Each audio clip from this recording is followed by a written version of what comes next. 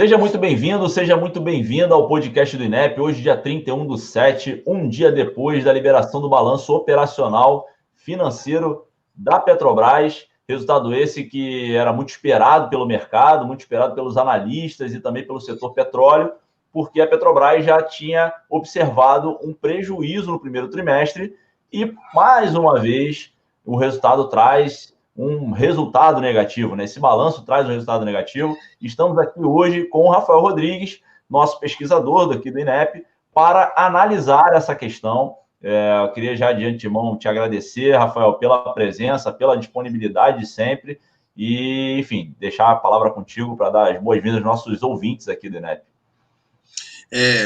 Oi, Bruno, tudo bem? Olá, ouvintes, né? A gente não sabe se é bom dia, boa tarde, boa noite, mas olá, ouvintes, espero que vocês estejam bem, né? E eu acho que é isso, né? A gente tem muita coisa para falar hoje, então bora. É isso aí. Bom, Petrobras mais uma vez trazendo, né, o resultado negativo. A gente não gostaria disso, mas infelizmente está aí e a gente precisa analisar esse resultado. Então, prejuízo de 2,7 bi, e queria que você analisasse de modo geral aí como é que você vê a companhia em si, como é que você vê o futuro da companhia, mas enfim, no modo mais geral, no modo mais, vamos dizer assim, en passant, como é que foi esse resultado operacional e financeiro da companhia? Muito bem, você falou aí bem, né?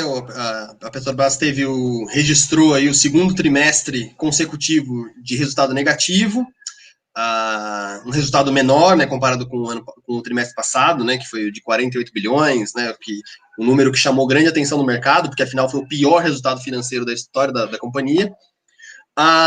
Mas eu acho que existe uma diferença, né, e é importante a gente pontuar isso, porque embora a imprensa tenha focado muito de que o prejuízo da Petrobras no segundo trimestre foi menor do que o registrado no primeiro, existe é importante a gente ter em mente de que é uma outra natureza o resultado negativo do primeiro para o segundo trimestre. Deixa eu explicar, para ficar mais claro. No primeiro trimestre, a Petrobras, embora ela tenha registrado um resultado negativo, esse resultado é muito mais devido a uma mudança contábil, né, que está relacionado com a questão dos impairments, né, que foi muito falado sobre isso, que é uma ferramenta contábil, né, para se calcular a expectativa de retorno de um ativo. Então, no limite, embora a Petrobras tivesse essa questão no primeiro trimestre, né, de reverter esse cálculo, que é uma coisa que a Petrobras tem que fazer todos os anos, a empresa conseguiu ter resultado positivo, né, resultado operacional positivo. Ela vendeu bastante, ela teve grandes exportações, os efeitos da pandemia ainda não tinham aparecido para valer nos resultados do primeiro trimestre. É exatamente a diferença do que tem no segundo trimestre, porque aí a empresa não fez nenhuma mudança contábil, então o prejuízo que ela está tendo no segundo trimestre é um prejuízo real, é um prejuízo operacional, a empresa perdeu dinheiro de fato. Né? E isso é uma coisa importante para a gente ter em mente, porque é a partir do segundo trimestre que a gente consegue ver realmente a Petrobras sentindo o baque, né, da pandemia, a crise do petróleo. Então, por isso que é um resultado bastante negativo, né? Embora as pessoas queiram dizer de que o resultado pode ter sido melhor do que do primeiro, na verdade, quando a gente olha os números, a gente percebe que ele demanda muito mais atenção do que talvez o que apareceu no primeiro trimestre.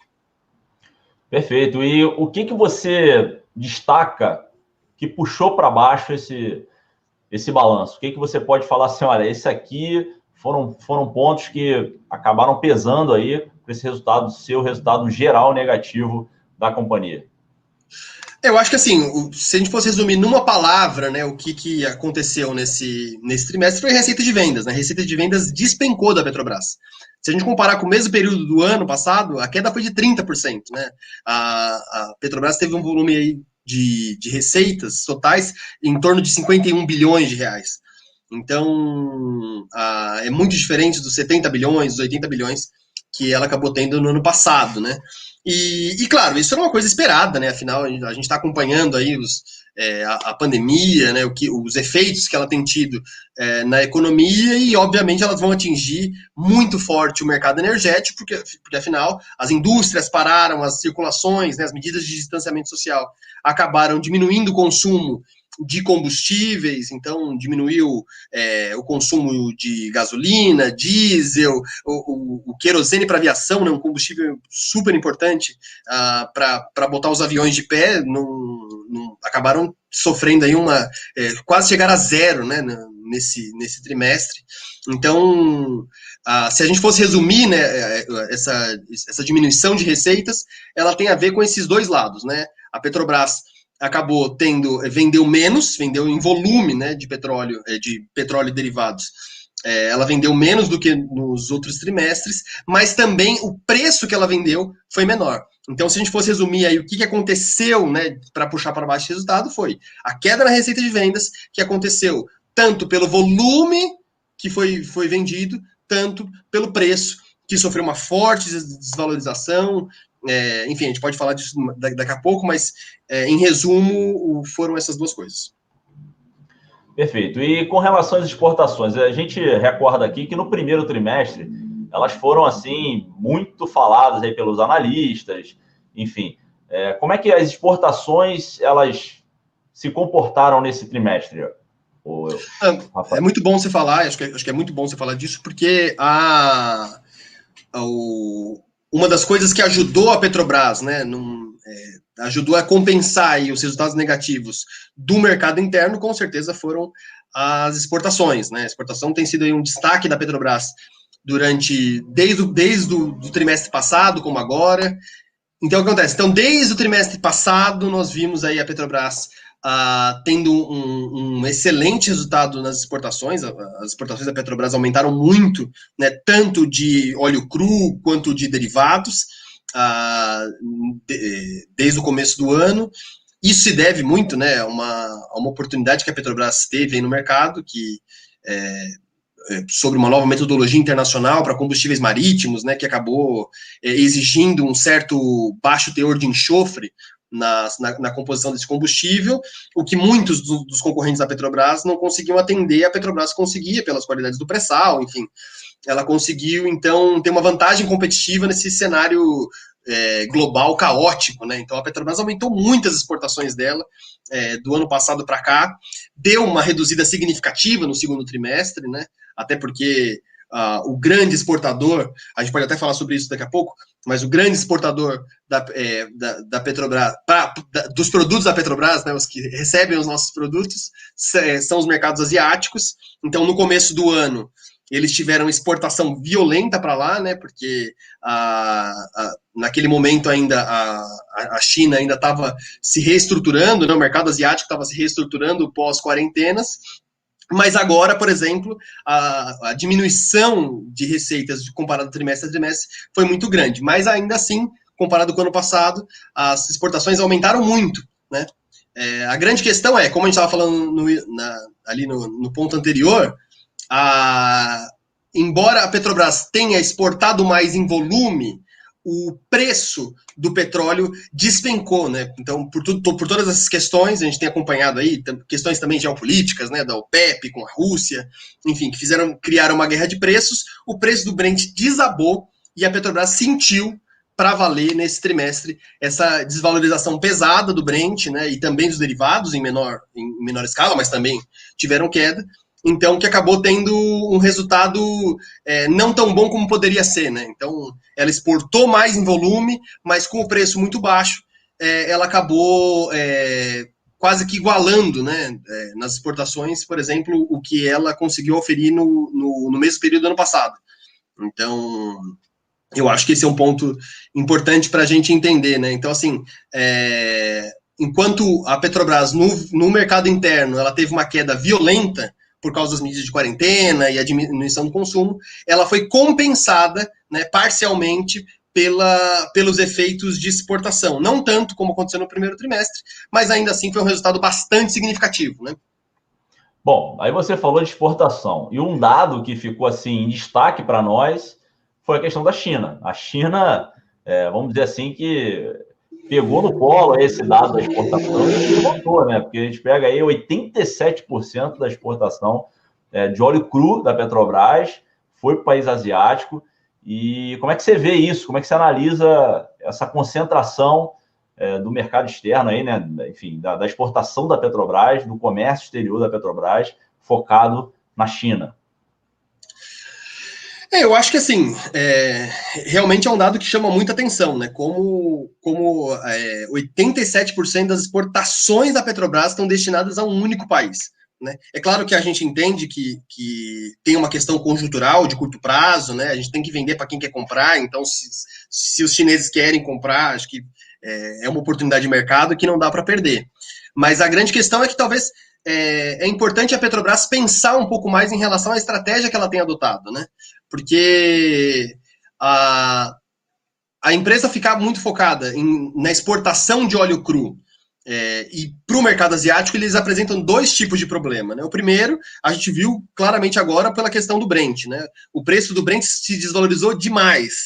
Então, com a Petrobras exportando quase que, e priorizando, melhor dizendo, né, na sua estratégia, exportar óleo cru, se mostra uma estratégia um pouco arriscada, porque a oscilação do petróleo é muito grande. Ao passo que no derivados, as variações, embora aconteçam também, elas acontecem com uma margem menor. Né? Bom, e o endividamento? Eu acho que o endividamento é uma coisa que o governo vem tentando, através dessa nova política, enfim, desse novo, vamos dizer, essa nova governança, né, da empresa, então está tentando reduzir o endividamento da empresa. E como é que você analisa o endividamento agora nesse trimestre? Como é que ele ficou? Ele aumentou, ele diminuiu? Como é que você analisa isso? Bom, muito bem. Acho que a questão do endividamento é uma coisa que tem aparecido muito no tema da Petrobras nos últimos anos, né? Se a gente for lembrar lá atrás, em 2016, isso se tornou uma prioridade da empresa, né? Quase uma obsessão. Enfim, o INEP já produziu muito material sobre isso, a gente não precisa falar disso agora. Mas a grande questão é, a Petrobras tem elencado a prioridade de desalavancar a dívida dela, ou seja, reduzir o endividamento dela. Isso tem se tornado uma estratégia da companhia, né? Então, isso tem aparecido. Agora, e isso, inclusive, foi muito comemorado pela empresa no balanço de agora, porque eles noticiaram que o endividamento da petroleira, mesmo num cenário de pandemia, e com todos os problemas atuais, a petrolífera conseguiu abaixar aí o seu endividamento líquido em 15%, né? Ela baixou ali dos 84 bilhões para 71 bilhões, né? Então, comemorando ali a saúde financeira da empresa, né, dentro desse cenário. Mas a grande questão que eu acho que a gente não falou até agora, mas que é fundamental para a gente entender isso, é de que mesmo, né, em que pese todo esse cenário acontecendo aqui do petróleo, também tem o elemento cambial que é fundamental para a gente entender como isso foi internalizado no Brasil, né? E que se mostra tanto do ponto de vista positivo para as nossas exportações, porque afinal, mesmo que o petróleo estivesse caindo, os preços internacionais dele, como o câmbio brasileiro, a moeda nacional estava sendo desvalorizada, isso fez então com que o peso do dólar fosse maior, acabando não reduzindo, né, mas acabando mitigando aí um pouco o resultado negativo que a empresa teve, né? Isso aconteceu do lado do mercado externo, porém, quando a gente olha para o endividamento, a situação é outra. Porque, embora a Petrobras esteja comemorando a redução da dívida em dólar, quando a gente olha a desvalorização cambial, a gente percebe que, na verdade, o endividamento líquido da empresa aumentou, né? E aumentou ali em 22%, ela aumentou de 320 bilhões de reais para 390 em um ano. Então, isso é um dado importante, né? Porque afinal a Petrobras não trouxe, né, esse destaque, mas a gente traz para vocês para fazer uma análise aí mais completa sobre a empresa. Então, de fato, o endividamento líquido da empresa aumentou nesse período, embora quando ela mostra em dólar, esse endividamento tenha caído. Perfeito. É bom essa análise sua é importante, inclusive, tocar nesse ponto do câmbio, porque a gente está notando essa movimentação, essa flutuação para cima, né, do dólar, né, e aí a desvalorização do real. E quando a gente vai olhar um balanço, por exemplo, embora os números em dólares eles caiam, eles têm que cair suficientemente para poder compensar aí essa questão da valorização do dólar, a desvalorização do real enfim. Mas é isso, Rafael, eu queria te agradecer. Parece que o assunto é muito extenso, a gente ficar ali tentando pegar cada detalhe, vai ficar até amanhã aqui a gente tentando analisar esse balanço, e queria agradecer a tua presença aqui, tua disponibilidade. É importante esses pontos que você colocou, porque ajuda a elucidar, ajuda a interpretar quem não é do métier, quem não está assim, debruçado ali na questão tanto do setor petróleo, como da questão também dos balanços, que são muitos números, são muitos detalhes ali envolvidos, e que precisam ser, vamos dizer assim, clareados e mostrados de uma forma mais didática, para que as pessoas consigam entender, e essa é a função do INEP, essa é a função que a gente está aqui para tentar trazer informação qualificada, uma análise de uma forma mais clara possível, para que as pessoas consigam entender. Não, eu acho que...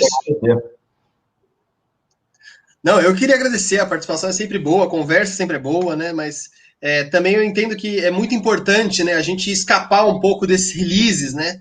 Então, que as empresas soltam, porque a gente vai mostrar o nosso melhor lado, né, nos releases. A gente sempre tenta sem dúvida.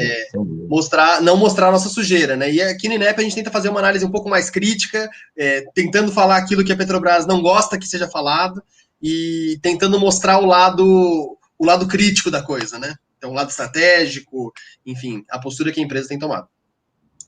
Sem dúvida. E queria agradecer você que está aqui até agora, escutando esse podcast, e fazer o convite. Nós estamos com um site novo no ar, inep.org.br.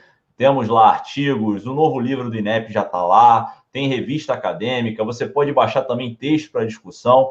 Tudo isso lá no nosso site, inep.org.br. Não deixe de visitar. Toda semana temos artigos de análise, seja de conjuntura, ou seja, enfim, de pesquisa, que você vai poder, enfim, conhecer e tomar conhecimento de tudo que está acontecendo no setor petróleo, além de boletins e também notícias do setor e notícias também aqui do Instituto, onde a gente está participando de palestras, enfim, todos os eventos que nós somos convidados aí a participar. Tá? Queria te agradecer. E tem artigo meu lá. Exatamente. Rafael tem vários artigos lá, tem artigo do Rodrigo Leão, William Ozaki, Fiore, Eduardo Costa Pinto, e entre outros aqui, para não cometer nenhum... a gente começa a falar nome, a gente acaba esquecendo de alguém, mas são pesquisadores que conhecem o setor petróleo e têm uma análise muito crítica, obviamente na medida certa, para que você tenha conhecimento e tenha também uma análise, vamos dizer assim, fora dos releases, como o próprio Rafael comentou aqui. Tá bom, Rafael? Muito obrigado, e agradecer a todos vocês aí por ter escutado até agora. Um grande abraço e até o próximo episódio.